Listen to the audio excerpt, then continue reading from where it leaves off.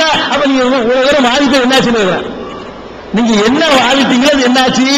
நீங்க நடத்துற பத்திரிகைக்கு போய் அவன் தான் பர்மிஷன் வாங்குறீங்க, நீங்க நடத்துற பள்ளிவாசலுக்கு போய் அவன் தான் பர்மிஷன் வாங்குறீங்க, நீங்க நடத்துற மீட்டிங் போய் அவன் தான் பர்மிஷன் வாங்கிக்கிறீங்க, நீங்க நடத்துற ஒவ்வொரு காரியத்துக்கும் அவன் தான் பர்மிஷன் வாங்கிக்கிறீங்க. வாங்கிக்கிட்டா மக்களுக்கு சொல்றீங்க காஃபிர் கட்டுப்படாது. அல்லாஹ் கட்டு என்ன அல்லாஹ் கட்டுப்படுறது? அல்லாவுக்கு எதுல வித்தியாசம் வழங்கல? அல்லாஹ் கட்டுப்படணும். எதுல கட்டுப்படணும் அதுல கட்டுப்படணும். எதுல உனக்கு அந்த சலுகை தரப்பட்டிருக்கோ இஸ்லாம் வரட்டு தத்துவத்தை சொல்ற மார்க்கம் இல்ல, பிராக்டிகல் லைஃப். அது நீ சொல்லக்கூடிய உனக்கு கடைப்பிடிக்க முடியலன்னு சொன்னா அங்க ராங் இருக்குன்னு அர்த்தம். ஒருத்தன் கடைப்பிடிக்க முடியுமா? நான் கேட்கிறேன், நீங்க பயன்படுத்துற ரூபா நோட்டை யூஸ் பண்ண முடியுமா? முதல்ல ரூபா நோட்டு என்ன 100 ரூபாய் இருக்கு பாருங்க, 100 ரூபாய் பாக்கிறதா பாருங்க. அதுல ஒரு ஆள் கையெழுத்து போட்டிருக்காரு. என்ன கையெழுத்து போட்டிருக்காரு? நான் இது 100 ரூபாய்க்கு நான் கேரண்டி தர்றேன். யாரு கையெழுத்து போட்டுக்கிறா? வட்டிக்கடை அதிபர், ரிசர்வ் வங்கி கவர்னர் கையெழுத்து போடுறாரு. உலகத்தில் இந்தியாவில் பெரிய வட்டிக்கடை ரிசர்வ் வங்கி. ரிசர்வ் வங்கி பெரிய அளவு வியாபாரம் நடக்கக்கூடியது. ரிசர்வ் வங்கி கவர்னர் வெறும் பேப்பர் தான். அது அந்த பேப்பருக்கு எதனால மதிப்பு தெரியுமா? ரிசர்வ் வங்கி கவர்னர் இதுக்கு 100 ரூபாய்க்கு நான் பொறுப்புன்னு கையெழுத்து போட்டு வந்திருக்கிறார். அந்த ரூபா நோட்ல அப்படிதான் எழுதியிருக்கும். பெரிய மதிப்புள்ள ரூபா நோட்ல எல்லாம் 5 ரூபாய் இருக்காது. பெரிய மதிப்புடைய ரூபா நோட்ல எல்லாம் அந்த ரிசர்வ் வங்கியுடைய கவர்னர் கையெழுத்துனாலதான் அதுக்கு மதிப்பு. 100 நான் என்னடா நான் பண்ட மாற்று பண்ணுவேன், பண்ணு போய் மிளகாய் கொடுத்து மல்லி வாங்கு, மல்லிகை கொடுத்து புளி வாங்கு, வெங்காயத்தை கொடுத்து உருளைக்கிழங்கு வாங்கு. ரூபா நோட்டை நீ எப்படி யூஸ் பண்ணலாம்? அது மனுஷன் சட்டத்தினால அதுக்கு மதிப்பு. அந்த பேப்பருக்கு மதிப்பு இல்லை. செல்லாண்ட பல்பொருள் மதிக்க முடியாது. ஒரு உத்தரவு போட்டு 100 ரூபாய் செல்லாண்டான்னு வைங்க, அது எதுக்கு வரும்? ஒரு ஆர்டர் போடுறாரு, வாஜ்பாய் ஆட்சி உத்தரவு போட்டார், இன்னையிலிருந்து 1000 ரூபாய் செல்லாது. இந்த 1000 ரூபாய் காது குறையத்தான், வேற எதுக்கு யூஸ் ஆகும்? இந்த 1000 ரூபாய்க்கு எதனால மதிப்பு இருக்குது? ஒருத்தருக்கு மதிப்பு இருக்குன்னு சொல்றான், ஒருத்தர் கேரண்டி ஏத்துக்கிறான். எவன் ஏத்துக்கிறான்? எவனுக்கு கட்டுப்படக்கூடாதுன்னு நீங்க சொல்றீங்க அவன் ஏத்துக்கிறான். எவனுக்கு கட்டுப்படக்கூடாதோ, எவங்களை கேட்டு நடக்கக்கூடாதோ அவன் தான் இருக்கு. நான் 1000 ரூபாய் கேரண்டிங்கிறான். அவன் கொடுத்த கேரண்டியை தூக்கிட்டு பாக்கெட்ல வச்சுட்டு போறீங்க, அவன் கொடுத்த கேரண்டியை வச்சுட்டு ஜாமாவை போறீங்க. என்ன சொல்ல வர்றீங்க உலகத்துக்கு? நன்றாக புரிந்து கொள்ளுங்கள். இஸ்லாம் உலகத்தில் எங்கேயும் வாழ்வதற்கு ஏற்ற வழியை சொல்லித்தர மார்க்கம். இந்தியாவில் முஸ்லிம் வாழ இயலாதுன்னு சொல்ற மார்க்கம் அல்ல. என்ன மார்க்கம்? நான் கேட்கிறேன், நபிகள் நாயகம் ஸல்லல்லாஹு அலைஹி வஸல்லம் அவர்கள் மக்காவில் துன்புறுத்தப்பட்டார்கள், கஷ்டப்படுத்தப்பட்டார்கள். கஷ்டப்படுத்தப்பட்ட பிறகு சஹாபாக்கள் தாங்க முடியாத ஒரு நிலைமை வரும்பொழுது அனுமதி கேட்டார்கள். எதுக்கு அனுமதி கேட்டார்கள்? கஷ்டமில்லாத ஒரு இடத்துக்கு போறதுக்கு அனுமதி கேட்டார்கள். நபிகள் நாயகம் அனுமதி கொடுத்தார்கள். அனுமதி கொடுத்து போன இடம் எது? எங்க போனாங்க? முதல் ஹிஜ்ரத் எடுங்க. எங்க போனாங்க? அபிசீனியா, ஹபஷா. ஹபஷா என்ற அபிசீனியாவுக்கு தான் மதீனாவுக்கு போறதுக்கு முன்பு ஹிஜ்ரத் போனாங்க சஹாபாக்கள். ரசூலுல்லாஹ் மட்டும் போகல. யாருக்கெல்லாம் முடியலையோ, யாருக்கெல்லாம் தாங்க முடியலையோ, யாருக்கெல்லாம் அடி உலையோ, இனிமேல் பொறுக்க இயலாதுன்னு ஆயிடுச்சோ அவர்கள் எல்லாம் புறப்பட்டு போங்க. எங்க போங்க? அபிசீனியாவுக்கு போங்கன்ட்டாங்க.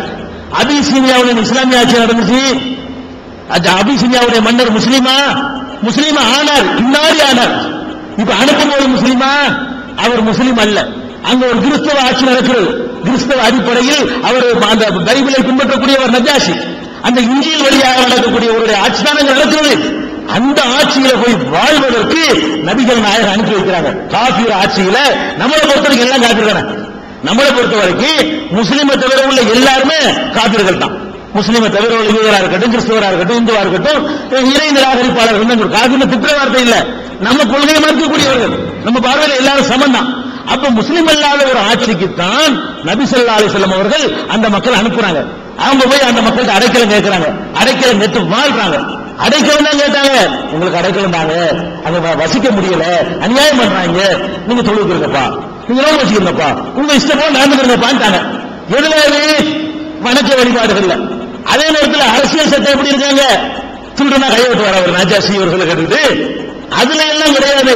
நீ தொழுதுக்கலாம், நீ நோம்பு வச்சுக்கலாம், நீ ஜகாத்து கொடுத்துக்கலாம், உன் கொள்கை நடந்துட்டு போவோம், உனக்கு தொந்தரவு இல்லப்பா, உனக்கு நாங்க அடைக்கலம் நந்தோம் அப்படின்னு சொல்லி நஜாஷி சொல்லிவிட்டார். இப்ப நம்ம எதுக்கு சொல்றோம்னு கேட்டா, ஒரு இஸ்லாமிய ஆட்சியில் தான் இருக்கணும், அப்படி இல்லாட்டி வாழக்கூடாதுன்னு சொன்னா நபி ஸல்லல்லாஹு அலைஹி வஸல்லம் ஏன் அனுப்புனாங்க? அதுக்கு ரெடிமேடா ஒரு பதில் சொல்லுவாங்க. ஏன் அனுப்புனாங்கன்னு கேட்டா, இஸ்லாமிய ஆட்சி உலகத்தில் இல்லை, இல்லப்ப இல்ல, அதனாலதான் அனுப்புனாங்க அப்படின்னு ஒரு பதில ரெடிமேடா சொல்லுவாங்க. இல்லதான். அதுக்கு பிறகு என்ன ஆச்சு? ரசூல் ஸல்லல்லாஹு அலைஹி வஸல்லம் பண்ணி போனாங்க. மதீனாவுக்கு போய் இஸ்லாமிய ஆட்சி உருவாகி போச்சு. இஸ்லாமிய ஆட்சியில தான் ஒருத்தன் வாழணும். வேற ஆட்சியில வாழக்கூடாது என்று இருக்குமே, ஆனால் அபிசினியாவுக்கு போனாலும் கூப்பிடணுமா இல்லையா? ஏய், ஆட்சி வந்துருச்சு, யாரும் இருக்காதீங்க, பெரிய பயங்கரமான குற்றம், உடனே புறப்பட்டு வாங்கன்னு சொல்லணுமா இல்லையா? நபி ஸல்லல்லாஹு அலைஹி வஸல்லம் அவர்கள் ஆட்சி அமைந்த பிறகு அபிசீனியாவில் உள்ளவர்களை அழைத்தார்களா? அழைக்கல. என்ன நடக்கும்னு கேட்டா, அவங்களாகவே ரொம்ப நாளைக்கு பிறகு தாங்களாகவே கேள்விப்பட்டு வர்றாங்க ரசூல் ஸல்லல்லாஹு அலைஹி வஸல்லம் அவங்கள்ட்ட வந்து தொழுதுகிட்டு இருக்காங்க. ரசூல் ஸல்லல்லாஹு அலைஹி வஸல்லம் அங்கிருந்து வந்த ஹிஜ்ரத் செஞ்சு வந்த அபிசீனியாவின் சஹாபாக்கள் ரசூலுல்லாஹ்வுக்கு சலாம் சொல்றாங்க. ரசூலுல்லாஹ் பதில் சொல்லல. அவங்களுக்கு அதிர்ச்சி, இது நம்ம சலாம் சொல்றோம், ரசூலுல்லாஹ் பதில் சொல்லாம இருக்கா, கோபம் இருப்பாங்களோ அப்படின்னு சொல்லி முடிச்சவங்க கேட்கிறாங்க. அப்பதான் மக்கள் சொல்றாங்க, தொழுகையில பேசக்கூடாதுன்னு சொல்லிட்டா எவ்வளவு நாளைக்கு மாறி உனக்கு தெரியாதாது. ஆரம்ப காலத்துல மக்காவில் இருக்கும்போது தொழுகைக்கு பேசிக்கலாம் இருந்துச்சு. அப்ப போனார்கள் ஹிஜ்ரத்துல போயிட்டு எப்ப வர்றாங்க, அதெல்லாம் மாறி பழைய போச்சு. அதுக்கு பிறகு வந்து ரசூலுல்லாஹ்வுக்கு சலாம் சொல்றாங்க, ரசூலுல்லாஹ் பதில் சொல்லல, கோபம் நினைச்சுக்கிட்டாங்க. பிறகு விளக்க வேண்டி இருக்கிறது. இவ்வளவு லாங் டைம் எடுத்து அபிசீனியாவில் மக்கள் வாழ்ந்துட்டு வராங்க. இவ்வளவு லாங் டைமாக வாழ்ந்து கொண்டிருக்கிற காட்சியை பார்க்கிறோம். மக்காவில் இருக்கும் பொழுது இந்த தொழுகையில பேசக்கூடாது என்ற சட்டமெல்லாம் வந்து விட்டது. அதுக்கு முன்பு அவங்க போனவங்க அபிசீனியாவுக்கு போய் அந்த மக்களை ரசூலுல்லாஹ் கூப்பிட விட்டாங்களா? கூப்பிட விடல. இதெல்லாம் தேவையில்லாத விஷயம். அது மாத்திரம் இல்ல, குர்ஆன்ல எடுத்து பாருங்களேன், யூசுப் நபியுடைய வரலாறு எல்லாம் சொல்லும் பொழுது அஹ்ஸனல் கஸஸ்ங்கறான், அழகிய வரலாறுன்னு சொல்றான். அது மாத்திரம் இல்ல, லக்கத் கான ஃபீ யூசுஃப வ இஹ்வதிஹி ஆயாத்துல் லிஸாயிலின், யூசுப் நபியிடத்திலும் அவருடைய சகோதரருடைய வரலாற்றிலும் கேள்வி கேட்கக்கூடியவர்களுக்கு பல சான்றுகள் உள்ளன அப்படிங்கிற பாயிண்ட் இருக்குங்களாம். அது சாதாரண கதை இல்லப்பா, உனக்கும் பாயிண்ட் இருக்குன்னு சொல்றான். யூசுப் நபி அவர்கள் அங்க எகிப்துல போய் இருக்கிறாங்களா, ஒரு நபி, அவர் ஒரு இறை தூதர். அவர் எந்த ஆட்சியின் கீழ் இருந்தார்?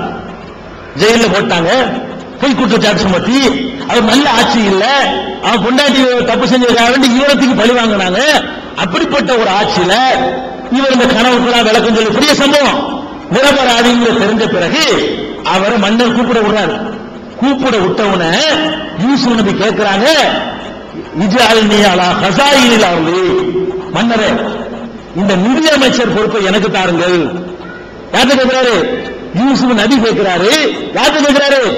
அன்றைக்கு இந்த காபிரான மன்னத்தை கேட்கிறாரு. என்னத்தை கேட்கிறாரு? நிதி அமைச்சர் பொறுப்பை எனக்கு தாங்கிறார். இஜ்அல்னி அலா ஹஸா, ஏன்னு கேட்டா எனக்கு திறமை இருக்குது, நான் நம்பிக்கையா செயல்படுவேன், இந்த விவசாயத்தில் புரட்சி செஞ்சு காட்டுவேன், வரக்கூடிய பஞ்சத்தை போக்குற அளவுக்கு நான் அற்புதமா நடவடிக்கை எடுப்பேன். அவருடைய கனவுல பஞ்சம் வரும்னு சொல்லிவிட்டார் யூசுப் நபி. அந்த பஞ்சத்தை சமாளிக்கிறதா இருந்தால் என்னிடத்தில் அந்த பொறுப்பை நீங்கள் கொடுத்தீர்களே, ஆனால் நான் அதை சிறப்பாக செய்து முடிப்பேன் என்று யூசுப் நபி சொன்னதாக குர்ஆன் சொல்கிறது. அப்ப ஒரு நபி ஒரு காபிர் மன்னத்தை போய்கிட்டு ஒரு இலாக்கான்னு கேட்டார்னா அப்புறம் என்ன பேசுற? வாழக்கூடாது, ஏன் வாஜிபாயிட்ட கேட்கக்கூடாதுங்கிற? அல்லாஹ் குர்ஆன்ல சொல்றத மறுக்க நீங்கள் யார்? அரசாங்கம் வேலை பார்க்க கூடாது, தப்பு பண்ணாரு, பேங்க்ல வேலை பார்க்காத ஓகே, வட்டி லேவாதேவி நடக்கிறது, அதுக்காண்டி விவசாயத்தில் வேலை பார்க்க கூடாதா? வேற வேற பள்ளிக்கூடத்தில் அரசாங்க பள்ளிக்கூடத்தில் வேலை பார்க்க கூடாதா? வேற வேற அதாவது என்ன நினைக்கிறாங்கன்னு கேட்டா, தாங்கள் சொல்லக்கூடிய ஒரு வழக்கு புதுசா ஏதாவது சொல்லணும், அதுக்கு சில மக்களை பிடிக்கணும்னு பாக்குறாங்களே தவிர இது கரெக்டா நம்ம செய்யற சரியா? அந்த மன்னருடைய ஆட்சியில் எந்த சட்டம் இருந்திருக்கும்? மன்னரா இருக்காரு, ஒரு மந்திரியா இருக்கிறாரு. அப்படிப்பட்ட ஒரு நாட்டில் மன்னர் நினைக்கிற சட்டமா இருக்குமா, மந்திரி நினைக்கிற சட்டமா இருக்குமா? மன்னருடைய சட்டம் நம்மளே இருக்கும். அந்த சட்டத்தை ஒரு அமல்படுத்தக்கூடிய சீட்ல உட்கார போறாரு, கேட்டு வாங்கியிருக்கிறாரு, படிப்பன இருக்கு நல்லா சொல்றானே, அந்த ஆயத்தை என்ன பண்றானே, நீங்க எங்க இருந்து இதை எடுத்தீங்கன்னு கேட்கிறேன். ரசூலுல்லாஹ் வந்து காபிரான நாட்டுக்கு தன்னுடைய தோழர்கள் அனுப்பி வச்சாங்கன்னு பாக்குறோம். அதே மாதிரி வந்து யூசுப் நபி அவர்கள் ஒரு காபிரான மன்னத்தை பதவி வாங்கலாம்னு பாக்குறோம். இதெல்லாம் குர்ஆன் இல்லையாமா? குர்ஆன ஒழுங்கா பாருங்க, முழுசா பாருங்க, அதுல என்ன சொல்லுதோ அப்படியே ஏற்றுக்கொண்டு பாருங்க, ஒரு குழப்பம் இருக்காது. அதை விட முக்கியம் என்ன தெரியுமா? யூசுப் நபி அந்த மந்திரி பதவியில் உட்கார்ந்து, மன்னரை உட்கார்ல, மந்திரியா இருக்கிறார். மந்திரியா இருக்கக்கூடிய நேரத்தில் அவருடைய சகோதரர்கள் எல்லாம் பஞ்சத்தில் அடிபட்டு உணவு வாங்குவதற்காக வர்றாங்க. குர்ஆன்ல 12வது அத்தியாயத்தை எடுத்து பார்த்தீங்கன்னா எல்லா வாரம் இருக்குது. நான் டயத்தை கருதி நான் சுருக்கமாக தெரிவித்துக்கிறேன். அப்ப யூசுப் நபி சகோதரர்கள் வர்றாங்க. வந்த உடனே யூசுப் என்ன பண்றாருன்னு கேட்டா, அதுல வந்து 11 சகோதரர்கள் அவருக்கு உள்ளதுல ஒரு சகோதரர் வந்து தாய் தந்தை ஒரே தாய் தந்தைக்கு பிறந்தவர். மீது 10 சகோதரர்கள் வந்து பாப்பா ஒண்ணுமா வேற. அதனால அவங்களுக்கு ஒரு மோட்டிவ் இருந்துச்சு. யூசுப் நபி என்ன பண்றாருன்னு கேட்டா, தன்னுடைய தாய்க்கு பிறந்த ஒரு சகோதரரை பிடிச்சு வச்சுக்கணும், நம்மளோட வச்சுக்கணும் என்பதற்காக ஒரு பிளான் பண்றாரு. 11 பேர் வந்துட்டாங்க. வந்து என்ன பண்ணிட்டாருன்னு கேட்டா, அரசாங்கத்தினுடைய அந்த அளக்கக்கூடிய பாத்திரம் இருக்குல்ல, அளவு பாத்திரம் மரக்கால், அதை என்ன பண்றாருன்னா யூசுஃபுடைய தம்பியுடைய மூட்டையில கொண்டு வைக்க சொல்றாரு. வச்சுவிட்டு திரும்பி எல்லாரும் போகும்போது திருட்டு பேர்களா வாங்கன்னு கூப்பிடுறாங்க. நாங்க திருடங்க இல்லைங்கிறாங்க அவங்க. நீங்க திருடங்களா, சோதிச்சு பார்க்க போறோம். சோதிச்சு பார்க்கும்போது முன்னாடி ஒரு கேட்டுக்கிறாரு, நீங்க தான் திருடி இருந்தா இப்ப என்ன பண்றது உங்களை?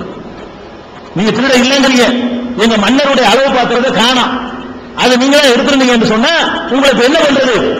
அப்ப யூசுஃபுடைய சகோதரர்கள் எல்லாம் சொல்றாங்க, யாரு திருடினாலும் அவனை பிடிச்சி நீனே வச்சுக்க, யாரு திருடினாலும் அந்த திருட்டு பேரை நீனே வச்சுக்க, அதான் எங்க நாட்டு சட்டம் அப்படிங்கிறாங்க அவங்க.